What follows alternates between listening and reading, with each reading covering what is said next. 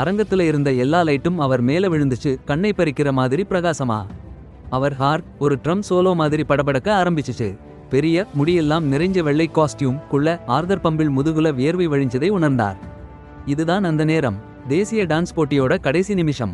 அவர் ஜெயிக்க போறார், அவர் ஃபேமஸ் ஆக போறார், கூடவே எல்லாத்தையும் இழக்கவும் போறார். அதுவரைக்கும் எல்லாமே சாதாரணமாகத்தான் தெரிஞ்சது. ஆனா இப்போ அவர் தன்னோட உண்மையான அடையாளத்தை உலகத்துக்கு காட்ட போறார். ஒரு 8 ஷூட் போட்ட ஒரு ஆள், ஒரு பெரிய ரகசியத்தோட. ஆர்தர் பம்பிள் யாரு? அவரோட கூட வேலை செய்யறவங்களுக்கு அவர் உலகத்திலேயே ரொம்ப போர் அடிக்கிற மனுஷன். ஒரு அக்கவுண்டன்ட், பழுப்பு நிற ஷர்ட், சௌகரியமான ஷூஸ், நம்பர்கள் மேல ஒரு ஆசை. அவரோட வாழ்க்கை ஒரு ஸ்ப்ரெட் ஷீட் மாதிரி, எல்லாம் வரிசையா, சுத்தமா. சத்தமில்லாத வாழ்க்கை, சிம்பிளான வாழ்க்கை, எந்த பிரச்சனையும் இல்லாம வாழணும்னு அவர் ஆசைப்பட்டார். ஆனா ஆர்தருக்கு வேற ஏதோ தேவைப்பட்டுச்சு. அவருக்கு பணம் தேவைப்பட்டுச்சு, நிறைய பணம். அவரோட ரொம்ப செல்லமான பாட்டி பம்பிள், நீங்க நினைச்சு பார்க்க முடியாத அளவுக்கு இனிமையான அப்பாவி வயசான அம்மா, அவங்களுக்கு ரொம்ப காஸ்ட்லியான மருத்துவ சிகிச்சை தேவைப்பட்டுச்சு. பில்கள் குவிய ஆரம்பிச்சது, பெருசா, பயங்கரமா. ஆர்தர் அவரோட சாதாரண அக்கவுண்டன்ட் சம்பளத்தோட மாட்டிட்டார். அவருக்கு ஒரு மிராக்கிள் தேவைப்பட்டுச்சு. புறம் அதை அவர் கண்டுபிடிச்சார். இல்லை, அது அவரை கண்டுபிடிச்சதுன்னு கூட சொல்லலாம். ஒரு நாள் நைட் ரொம்ப டென்ஷனா தனியா இருந்தப்ப அவரோட பாட்டி வருஷங்களுக்கு முன்னாடி ஒரு ஜோக்கு செஞ்ச ஒரு வேடிக்கையான ஃபர்ரி காஸ்டியூம் போட்டார். கொஞ்சம் டிஸ்கோ மியூசிக் போட்டார். அப்புறம் அவர் சும்மா டான்ஸ் பண்ண ஆரம்பிச்சார். முதல்ல தடுமாறி, அப்புறம் ஒரு காட்டுத்தனமான, நினைக்காத ஒரு சந்தோஷத்தோட. அதை ரெக்கார்ட் பண்ணி ஆன்லைன்ல அப்லோட் பண்ணிட்டு அதை பத்தி எதுவும் யோசிக்காம தூங்க போயிட்டார். அடுத்த நாள் காலையில அவரோட வீடியோ செம ஹிட் ஆகிடுச்சு. தி டிஸ்கோ எட்டி பிறந்துச்சு. மக்களுக்கு அந்த வேடிக்கையான, சந்தோஷமான டான்ஸ் ஆடுற எட்டி ரொம்ப பிடிச்சு போச்சு. விளம்பரங்கள், நிகழ்ச்சிகள்னு நிறைய வாய்ப்புகள் வர ஆரம்பிச்சிச்சு. திடீர்னு ஆர்தருக்கு பாட்டி பம்பிளோட சிகிச்சைக்கான பணம் கிடைச்சிடுச்சு. அவர் தன்னோட 2 வாழ்க்கையையும் ரொம்ப கவனமா தனித்தனியா வச்சுக்கிட்டார். பகல்ல அக்கவுண்டன்ட், நைட்ல டிஸ்கோ எட்டி. யாருக்கும், ஒரு ஆளுக்கும் கூட அவரோட ஃபர்ரி ரகசியம் தெரியாது. அப்புறம் தேசிய டான்ஸ் போட்டி வந்துச்சு. அதுல பெரிய பரிசு தொகை இருந்துச்சு. பாட்டி பம்பிளோட கடைசி, ரொம்ப முக்கியமான சிகிச்சை செலவுக்கு அது போதும். ஆனா ஒரு கண்டிஷன், கடைசி ரவுண்ட்ல எல்லா போட்டியாளர்களும் காஸ்டியூம் கழட்டி முகத்தை காட்டணும். ஆர்தருக்கு என்ன பண்றதுன்னு தெரியல. தன்னோட போர் அடிக்கிற ஒர்க்கர்ஸ் முன்னாடி தன்னோட உண்மையான எம்பாரசிங் அடையாளத்தை வெளிப்படுத்தி இந்த ரிஸ்க் எடுக்கணுமா பாட்டிக்காக? அவர் எடுக்க வேண்டியதா இருந்துச்சு.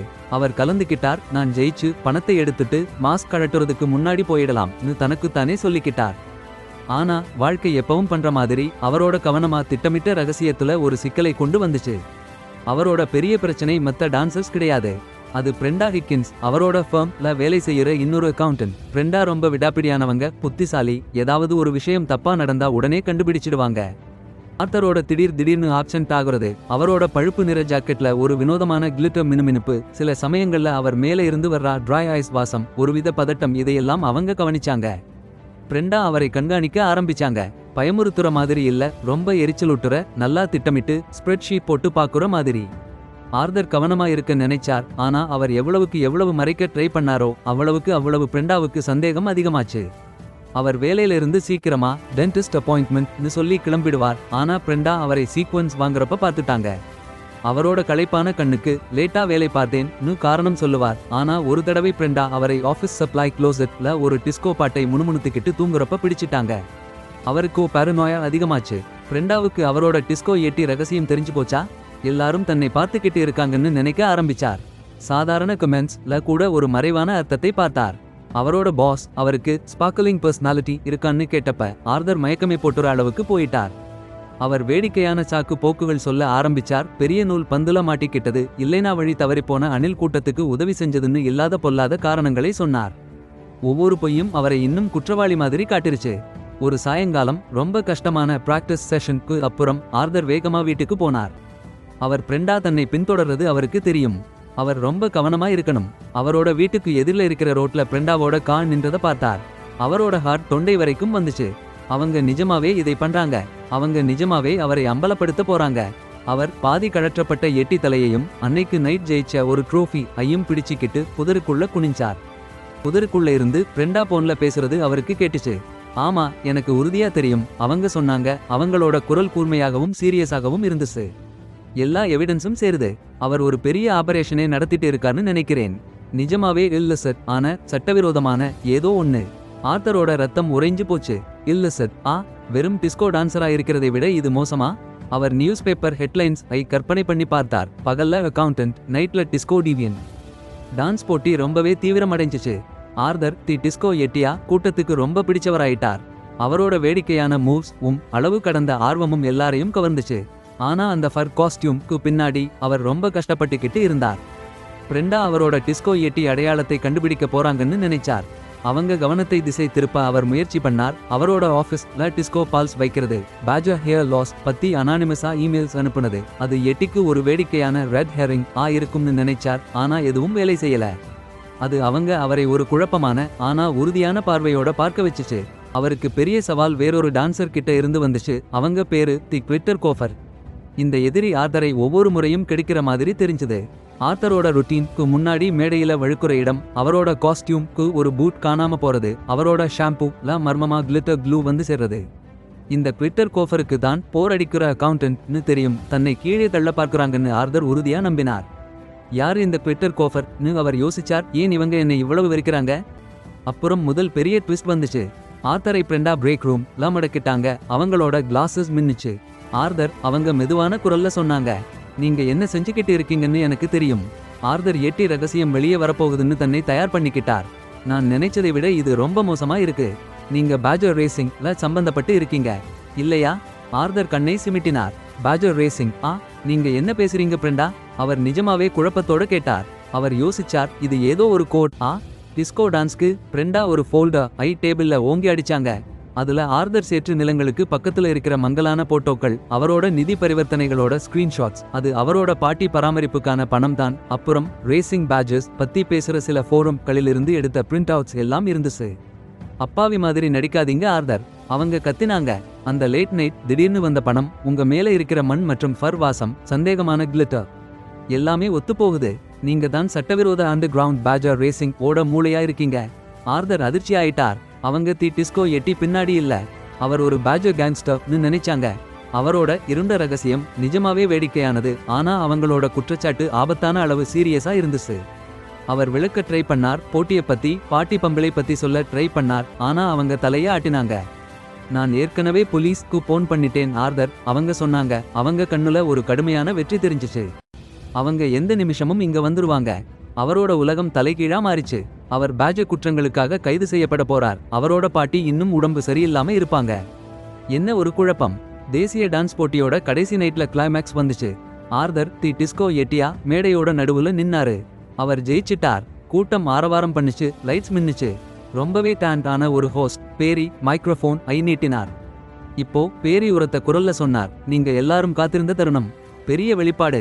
யாரு இந்த தி டிஸ்கோ எட்டி? ஆர்தர் மெதுவா தன்னோட எட்டி தலையை தொட்டார். அவரோட கைகள் நடுங்குச்சு. தூரத்துல சைரன்ஸ் சத்தம் வர்றது அவருக்கு கேட்டுச்சு. இதுதான் அது, இந்த அவமானம், இந்த அரெஸ்ட். அவர் ஒரு ஆழ்ந்த மூச்சு விட்டார். எதுவும் இல்லாம போகுது அவர் நினைச்சார். அவரோட விரல்கள் ஜிப்ப தொட்ட அடுத்த நிமிஷம் அரங்கத்தோட கதவுகள் தடால்னு திறந்துச்சு. பிரெண்டா ஹிக்கின்ஸ் அங்க நின்னுக்கிட்டு இருந்தாங்க. கூடவே 2 போலீஸ் ஆபீசர்ஸ். அவங்களோட பேச்சு மின்னுச்சு. ஃப்ரீஸ். அவங்க ஆர்தரை சுட்டிக்காட்டி கத்தினாங்க. அவன்தான் தி பேஜர் கிங், அதாவது ஆர்தர் பம்பிள். அவன்தான் இந்த அண்டர் கிரவுண்ட் பேஜர் ரேசஸ் நடத்துறவன். கூட்டம் மூச்சு விடாம பார்த்தது. பேரி குழப்பமா பார்த்தார். Pager king? தி டிஸ்கோ எட்டி என்ன ஆச்சு? வேற வழியில்லன்னு பார்த்து ஆர்தர் தன்னோட காஸ்டியூம் அன்சிப் பண்ணார். எட்டி தலை வெளியே வந்துச்சு. அவரோட சாதாரண அக்கவுண்டன்ட் முகம் தெரிஞ்சிச்சு. கூட்டம் மறுபடியும் மூச்சு விடாம பார்த்தது. அவர் பேஜர் கிங் இருந்ததுனால இல்ல, ஆனா தி டிஸ்கோ எட்டி ஆர்தர் பம்பிள்ங்கிறதுனால. பிரெண்டாவோட முகம் விளறி போச்சு. அவங்களோட வாய் பிளந்துச்சு. ஆர்தர் பம்பிள், தி டிஸ்கோ எட்டி, ஆனா அந்த பேஜர்ஸ். அப்புறம் கூட்டத்துல இருந்து ஒரு குரல் அந்த அமைதியை கலைச்சிச்சு. ஒரு பழக்கமான குரல். ஓ பிரெண்டா செல்லம், அந்த பாவம் பையனை ஆடவிடு. அவன் ஆல்மோஸ்ட் நெருங்கிட்டான். அது பாட்டி பம்பிள்.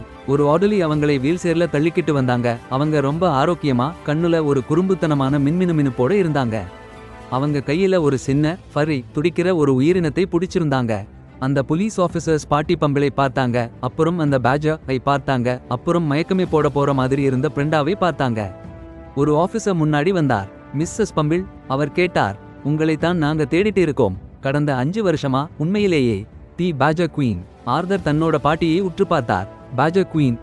அவரோட இனிமையான அப்பாவி பாட்டி. அவங்க அவரை பார்த்து கண்ணடிச்சாங்க.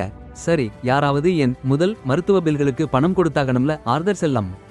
அப்புறம் இந்த ரேஸ் ஓட த்ரில். ஓ, அது நிஜமாவே தெய்வீகம். அவங்க துடிக்கிற பேஜரை சுட்டிக்காட்டினாங்க. இது பார்த்தலோமியோ, என்னோட வேகமான ரேசர். ஆர்தரோட உலகம் சுத்துச்சு. அந்த உடம்பு சரியில்லாதது, அந்த மருத்துவ பில்கள், இது எல்லாமே ஒரு செட்டப். அவரோட பாட்டி ஒரு சட்டவிரோத பேஜர் ரேசிங் ரிங் கோட மூளை. அப்புறம் அவர் தி டிஸ்கோ எட்டி ஒரு டிஸ்ட்ராக்ஷன், அவங்களோட காட்டுத்தனமான திட்டத்துக்கு ஒரு அப்பாவியான ஃப்ரண்ட்மேன். பாட்டி பம்பிள் சிரிச்சாங்க. உன்னோட சின்ன சின்ன டான்ஸ் எல்லாம் நல்லா பண்ணிக்கிட்டு இருந்த ஆர்தர். பிரெண்டா உன் மேலதான் கவனம் செலுத்துவாங்கன்னு எனக்கு தெரியும். அவளை என் பாதையில இருந்து திசை திருப்ப. நீ ஒரு பிரில்லியன்ட் டிகாய் செல்லம். பிரெண்டா ரொம்ப வெட்கப்பட்டு தன்னோட பெருமையை காப்பாற்ற முயற்சி பண்ணாங்க. அப்போ அவரோட ஆஃபீஸ்ல வந்த பேஜர் சத்தம், அந்த வித்தியாசமான ஃபர் மாதிரிகள், அந்த மண், இது எல்லாமே நீங்க செஞ்சதா மிஸ்ஸஸ் பம்பிள்? பாட்டி பம்பிள் சும்மா சிரிச்சாங்க. ஓ செல்லம், மண் மற்றும் ஃபர் பத்தி ஆர்தருக்கு தெரிஞ்ச எல்லாமே நான் தான் கத்துக் கொடுத்தேன். ஆனா டான்ஸ், அது எல்லாமே அவன்தான். பாட்டி பம்பிள் கைது செய்யப்பட்டாங்க. ஆனா அவங்க ஒரு பெருமையான புன்னகையோட போனாங்க. பர்தாலமியூ அந்த பேஜர் பார்த்து ஒரு சின்ன கை கூட அசைச்சாங்க. ஆர்தர் இனி ஒரு போர் அடிக்கிற அக்கவுண்டன்ட் மட்டும் இல்லாம ஃபேமஸான டிஸ்கோ எட்டியா ஆகிட்டார். ஒரு வைரல் சென்சேஷன். ஒரு விதத்துல அவரோட பாட்டியோட வினோதமான வேடிக்கையான உண்மையை வெளிப்படுத்தி அவங்களை காப்பாத்தினார். பரிசு பணம் அவங்களோட சட்ட பாதுகாப்புக்கு போச்சு. அது அவங்களோட மருத்துவ செலவை விட அதிகமா இருந்துச்சு. பிரெண்டா ரொம்பவே அவமானப்பட்டு அவங்களோட வேலையை விட்டுட்டாங்க. ஆனா சில வாரங்களுக்கு அப்புறம் ஆர்தர் அவங்களை ஒரு கம்யூனிட்டி டான்ஸ் கிளாஸ்ல பார்த்தார். அவங்க கொஞ்சம் தடுமாறி டாங்கோ கத்துக்கிட்டு இருந்தாங்க. ரகசியங்களை கண்டுபிடிக்கிறதுல இருந்த அந்த ஆர்வம், அது தவறான வழியில போனாலும் அவங்களுக்குள்ள ஏதோ ஒன்னை எழுப்பிவிட்ட மாதிரி இருந்துச்சு.